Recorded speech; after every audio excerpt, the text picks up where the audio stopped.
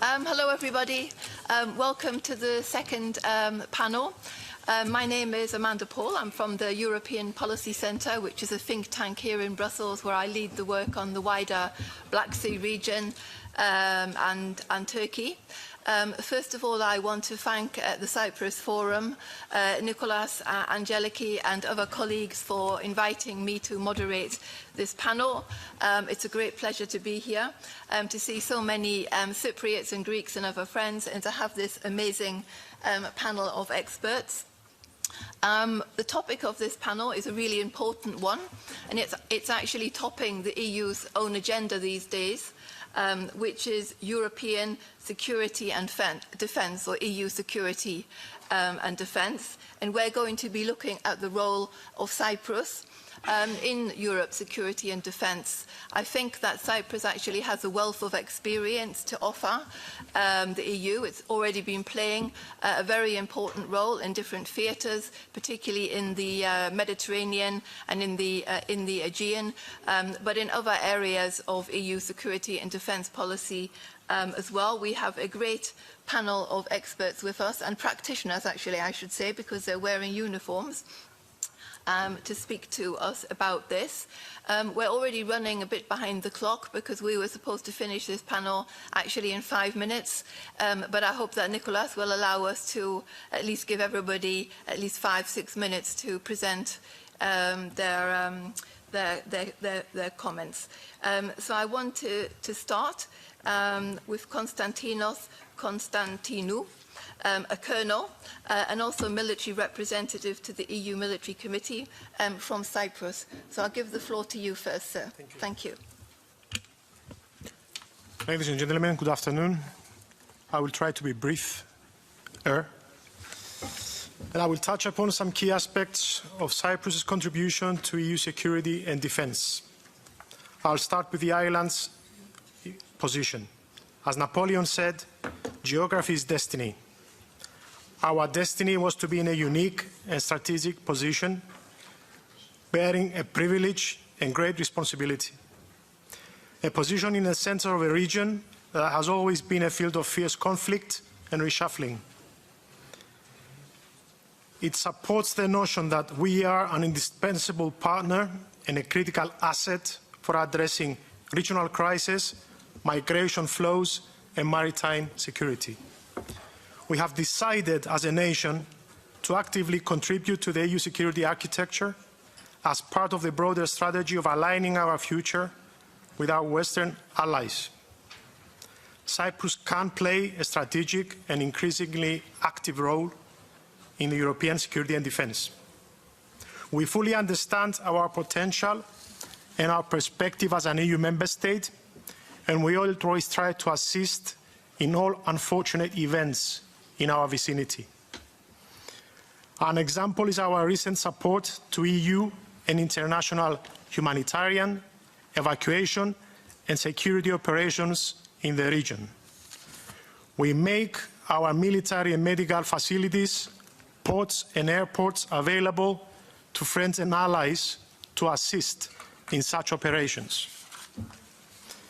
We live in a challenging neighbourhood, and aligning with EU efforts to foster partnerships with regional allies, we implemented a proactive foreign policy to improve and deepen our relations with neighbouring states, creating a framework for cooperation with regional and international actors. This has led to unilateral military cooperations with tangible results. Such collaborations include the United States, the United Kingdom, Israel, Egypt, Jordan, and Lebanon. We try to maintain security and balance between the multiple and rapidly evolving competing interests in the neighbourhood, aiming for stability and adding to the security and defence of the Union. We are also enhancing our operational readiness and deterrence by maintaining our defence capabilities at a high level and strengthening our armed forces' deterrence capabilities to safeguard our national security and sovereignty. Strategic autonomy does not mean isolation. Partnerships constitute a vital component of approach to security and defense and the protection of our citizens. NATO is the EU's main partner in crisis management and military capability development. As you may know, we are not allowed to establish an institutional relationship with NATO because of Turkey's transient position within it. However, we fully support the development of a mutually beneficial EU-NATO cooperation, always aligned with the well-known principles and parameters in an inclusive, transparent, reciprocal, and non-discriminatory manner. We also strive for interoperability with our Western partners and allies. We actively contribute to CSDP missions and operations with deployments in all naval operations and EUMAM Ukraine. These engagements reflect our dedication to CSDP. As the world becomes more connected, maritime security will define the future of international cooperation and global stability. Without it, economies sink and nations falter. As a leading maritime nation, Cyprus supports initiatives safeguarding maritime routes in the Mediterranean and beyond. Its efforts align with EU priorities to combat threats in critical maritime zones like piracy, illegal migration, arms trafficking, and terrorism.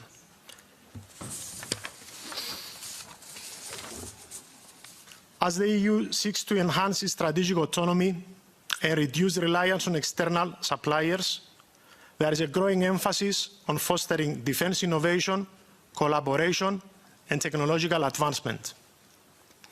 The SMEs are the backbone of the defense industry and critical in driving its innovation, especially in areas like cybersecurity, autonomous systems, and advanced manufacturing.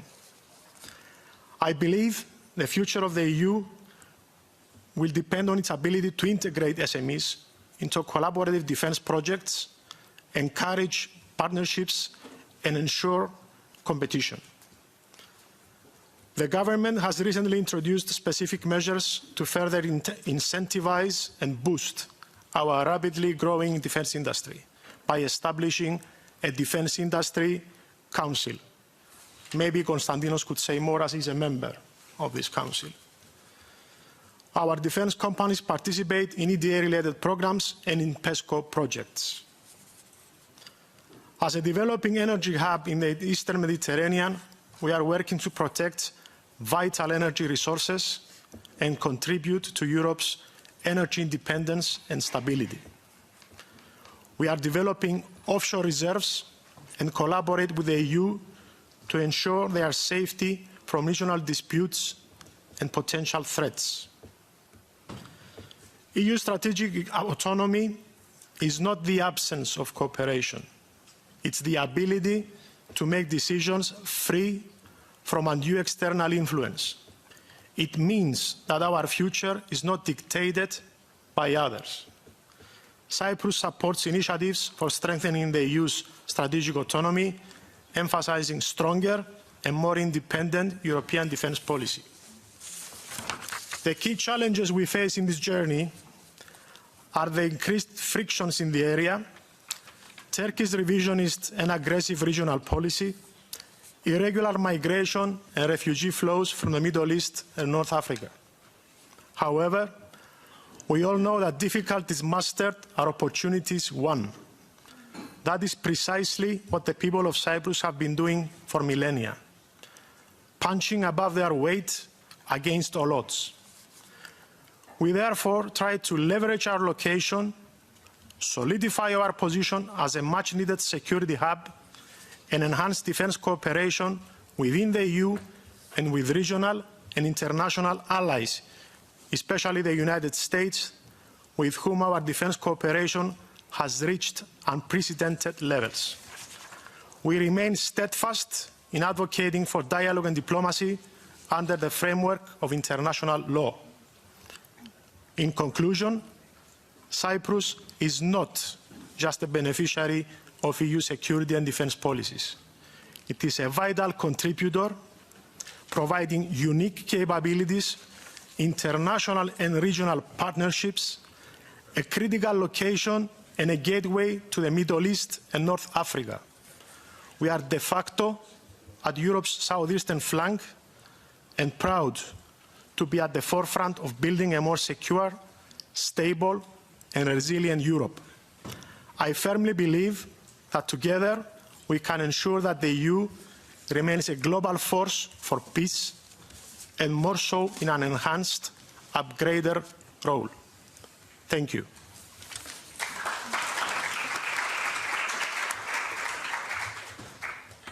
Thank you very much, Colonel, for this excellent overview of Cyprus's experience and your own experience. It's actually very impressive how many areas that you touched on. And I think, for example, that the EU can learn from your experience in maritime security in other theatres. For example, now in the Baltic Sea, where there is aggression and security threats emanating from Russia. We could elaborate on many of these issues, but we don't have time, unfortunately. So I'd like to move on to our second speaker, to the Vice-Admiral, Loukas, Tsarmaklis, I hope I didn't pronounce that too badly, who is the military representative of Greece to the EU. There you go. Thank you. Thank you very much.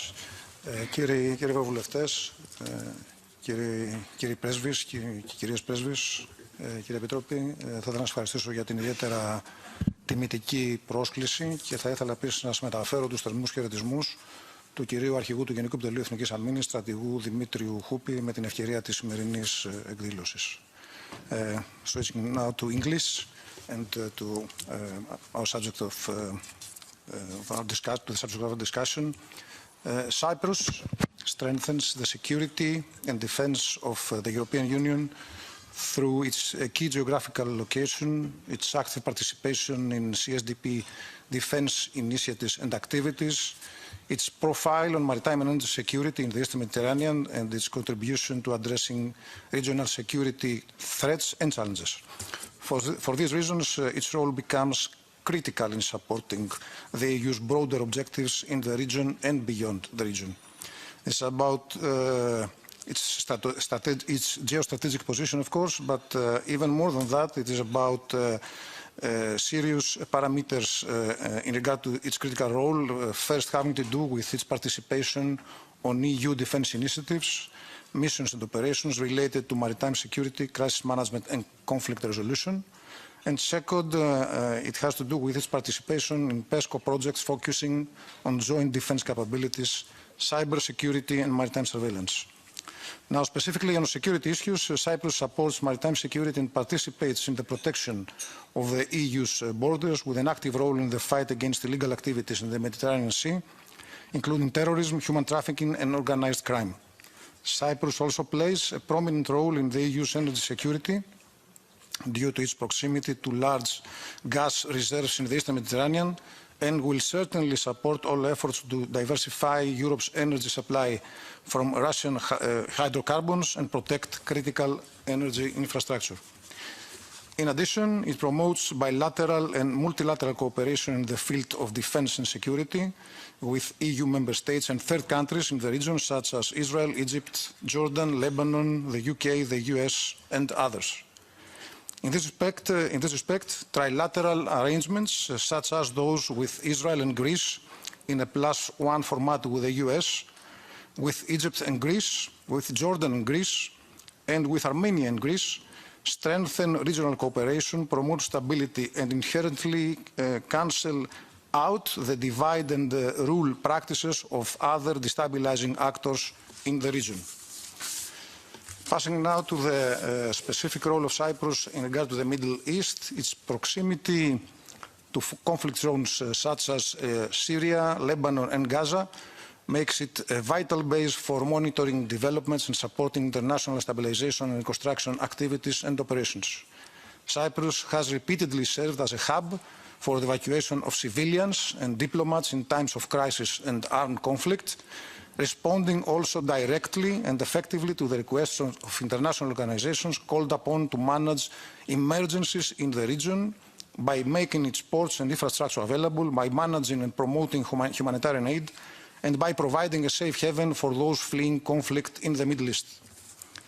In regard to Israel, Cyprus acts as this country's bridge to the European Union, using its EU membership to support the strengthening of their relations. It goes without saying that it also plays an important role in Israel's defense and security, given their shared geopolitical concerns, its strategic position in the Eastern Mediterranean, and their strong bilateral relations. Geography speaks for itself, as Cyprus is only 150 miles from Israel, constituting a strategic platform of paramount importance and an important partner for monitoring and responding to regional threats and emergencies of existential importance to Israel. In this regard, Cyprus has recently served as a critical hub of support for Israel and its citizens. At the same time, the discovery of natural gas reserves in the Eastern Mediterranean, including Israel's Leviathan and Tamar fields, are strengthening energy cooperation between the two countries. They have also signed multiple defense agreements providing for joint military exercises, training and intelligence sharing, and regularly conducting combined military exercises such as on Isilos Gideon, focusing on air defense, search and rescue operations, and counter-terrorism. The IDF also uses the airspace and territory of Cyprus for its military training, using the diverse geography of Cyprus to simulate various forms of military operations. Passing to Egypt, Cyprus plays a vital role for this country's security and defense through energy cooperation, military cooperation, and their joint efforts to ensure the stability of the Eastern Mediterranean. Their partnership is based on common interests and has deepened significantly in recent years, with the two countries being key players in the region's energy development, working closely together to exploit and secure natural gas reserves, such as the Cypriot Aphrodite field and the Egyptian Zohr field. They also conduct joint military exercises with Greece at several instances to enhance their defense capabilities, interoperability, and cooperate closely on security of critical energy infrastructure and securing maritime communication routes in the Eastern Mediterranean, including the Suez Canal. Passing now to the US, Cyprus also plays an important role for the US interests in the Eastern Mediterranean and the Middle East, including with regard to offshore gas reserves and its cooperation with US companies such as ExxonMobil. Although not a NATO member, Cyprus cooperates with the US and other NATO member states, providing logistics support and hosting important military exercises that promote security and stability in the region. In another very significant development, the US lifted the arms embargo on Cyprus in 2022, signaling closer bilateral military ties and special importance to the US and regional developments, including in the defense sector. Also typical of the latest development to further strengthen Cyprus' role in regional security is that within the month, former US President Joe Biden signed a presidential decree strengthening US ties with Cyprus and making it eligible for defense equipment procurement using FMS and FMF financial instruments, with a move marking the deepening of their defense relations and the recognition of Cyprus as a reliable and close partner. Passing now to Greece and having to do with Souda Bay, the port of Alexandroupolis, and the Euro-Atlantic security and defense architecture, Cyprus also plays a central role in this, complementing Greece's locations of outstanding strategic importance, such as Souda Bay in Crete and the port of Alexandroupolis in northeastern Greece. Souda Bay, as we all know, is home to a major US naval base that provides logistic maintenance and refueling services, with its facilities assuming vital importance for power projection and the conduct of naval and air operations in the region. Alexandroupolis now has become a hub of strategic importance in the war in Ukraine, in the context of which it serves the movement of war material and troops to and from Eastern Europe, enhancing NATO's operational presence and flexibility in a capital way, especially after the unexpected close of the Dardanelles and the Bosporus Straits by Turkey. In conclusion, if we bring to mind the map of the region, we will observe the formation of a geopolitical right angle with Alexandroupolis-Souda line as the vertical axis and the Souda-Cyprus axis as the horizontal one, which supports, especially now as we talk, the Euro-Atlantic security and defense architecture on the north-south and east-west axis, with the former securing Eastern Europe and the latter securing Israel and the stabilization of the Middle East, including the Suez Canal. This geopolitical right angle would not be possible without Cyprus, and this is what I believe we should keep as its main contribution to the defense and security of Europe, and not only of Europe, both now and in the future, because Cyprus is becoming a security provider, and it will not be a security consumer. Thank you very much for your attention.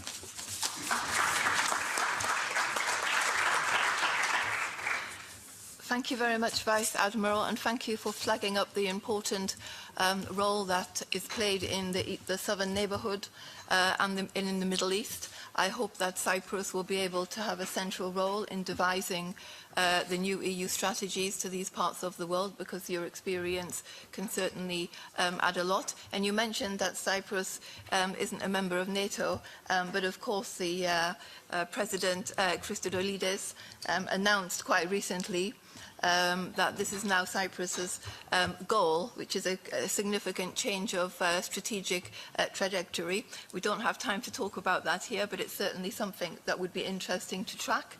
But I want to give the floor now to Mr. Constantinos Hadjisavvas, who's the Director of Digital Resilience and Defence, Digital Europe, and a member of the Cyprus Defence Industrial Council. You certainly have an interesting job as well, so we look forward to hearing from you, sir. Thank you, Amanda. I think I'm quite lucky because my fellow panelists cover all the topics. Limited things to say about Cyprus, but let me thank the organizers for this excellent event and the opportunity to participate. I will frame my speech based on 3 critical questions. It's going to be a wake-up. I want to first ask whether the European Union has the technologies needed to address the evolving security landscape. The second question, what needs to be done to enhance our collective resilience? A lot of talk. And what role can smaller states like Cyprus can undertake?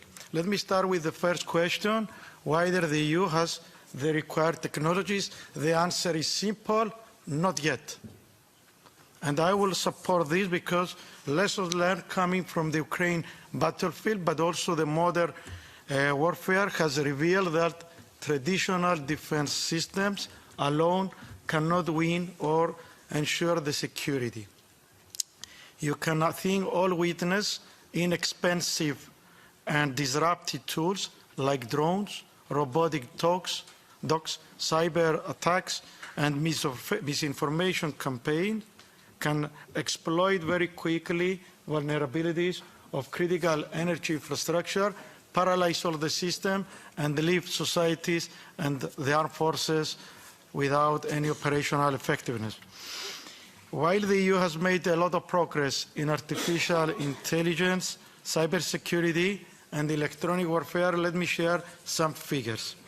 We still rely on non-European suppliers for 80% of critical technologies. 90% of the world's largest companies are not EU.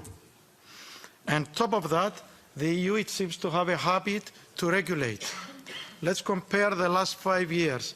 The United States adopted 3,000 laws, whereas the EU adopted 13,000 laws, 4 times more. Another element that is more related to defense is this fragmentation. When the US have only 32 different weapons systems, the European Union as a total, we have more than 174. And this is, you know better than me, interoperability, cost, maintenance, and miscommunication. Yes, there are a lot of also recent developments that are of concern. I think you have also shown the Chinese startup, DeepSeek, and how this undermining not only the Western competition in techs, but also creates security concerns because all our knowledge, all our data, like TikTok, are going to be centralized in China. And then you have the United States coming through the new administration, announcing for 500 billion euros investments in artificial intelligence infrastructure, and makes the European Union wondering what we need to do, because already we are behind this. And then you have President Donald Trump asking for the EU member state, NATO allies to increase 5% the GDP in budget. And let's say that in a magic way we find this 3% more, or 3.1, as the latest average is 1.9. Do we have the structure? Do we have the human resource to be able to invest and manage this extensive budget? These global shifts, I think, highlight the need for the European Union to assess. However, the picture is not so negative. Today, the President of the European Commission, I think she has already announced the new competitiveness compass, which is a promising plan.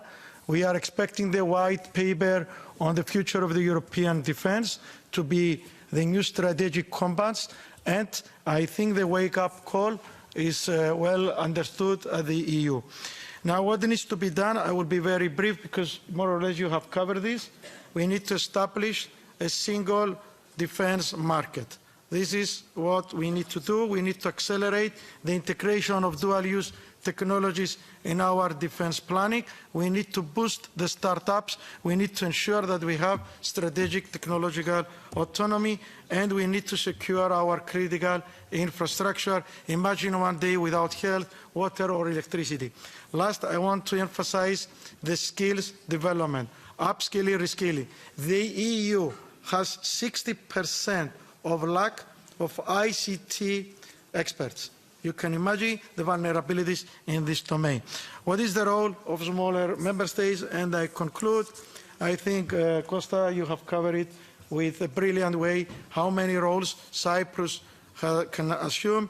I will emphasize, due to the strategic location of Cyprus, it can play a role as a maritime security energy provider and also search and rescue. On top of that, I want to argue that it is time for the Cyprus to develop itself as a digital powerhouse hub. We have brilliant people in Cyprus, and for many people you might not know, Cyprus has developed a defense industrial ecosystem. 16 SMEs companies in Cyprus are participating in 30 more contracts in the EU level, accumulating 400 million euros and more. This is just an indication that there is a lot of things in Cyprus. The President of Cyprus announced recently the Cyprus Defense Industrial Council. I think this is a promising one because it is the effort and the time to institutionalize the defense system, and this will help also the European Union and allies, as you have mentioned, to foster better collaboration and enhance this collective defense. Two key takeaways from my side, and I conclude. The first is that traditional defense systems cannot alone win the war. We need to integrate dual-use technologies. The second thing, I wish to my fellow Cypriot colleagues for the upcoming Cyprus presidency of the Council all the best. I've been in 2012 one of the members, honored to be there, and I am confident that Cyprus, as in 2012, will play a significant role in promoting the defense and security agenda of the EU. Thank you.